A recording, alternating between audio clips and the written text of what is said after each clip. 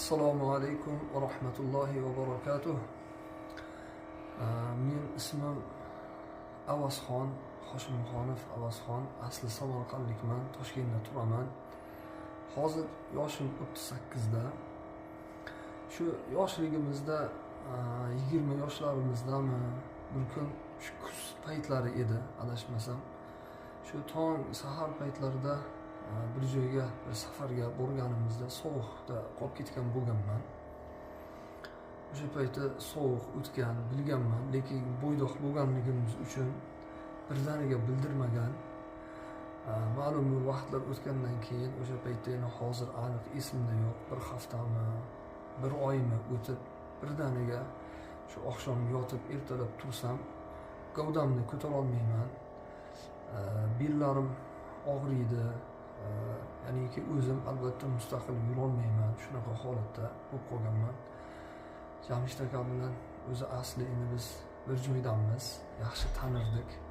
O'sha paytlari keyin Jamshid akani shunaqa bir igna terapiya muolajalar qilishlarini bilib, keyin o'sha paytda ozmoz uyda litseniyani olib sar yuradigan bo'lgandan keyin kelib bir shu igna terapiya muolajalar olgan edim.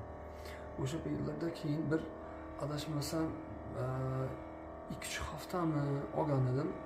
Shu 10 kunlarim olganimdan keyin birdaniga shu boyagi igna terapiya muolaja olishdan oldin, boshlashdan oldin bir kasalmandday qiynalib, og'ir bo'lib deganday shunaqa bo'lib yurgan bo'lsam, bo'ydoq bo'lsam ham boyagi muolajalarni olgandan keyin shu boyagi 10 kunmi, 2 haftadan keyin birdaniga juda ham bir yaxshi bo'lib, yengil bo'lib, shunday bir o'zgarish sezib, o'sha paytga rosa bir yaxshi bo'lib ketgandim. Men endi o'sha paytda muolajani olib turib yaxshi bo'lganimda, yengil bo'lib, birdaniga katta o'zgarish bo'lib, yaxshi bo'lib qolganimda o'sha kasal bo'lgan ekanligimni, kasal bo'lib qiynalib yurgan bo'lgan ekanligimni tushunganman, sezganman. Ungacha bilmasdan shu hayot shu deb haliga ko'nib deganda shunaqa yurgan bo'lganman. Keyinchalik oradan yana 5-10 yillarim o'tibmi, yana bir mazalarim bo'lmaganda keyin qatnaganman. Qatnaganimda o'shanda bir holat bo'lganki, o'zimga o'zim qasd qilganman. Oldin bir igna terapiyaga qatnagan edim. Juda ham men o'sha oldin igna terapiya muolajasini olganimda yaxshi bo'lib ketgandim. Endi yana igna terapiya olamanki,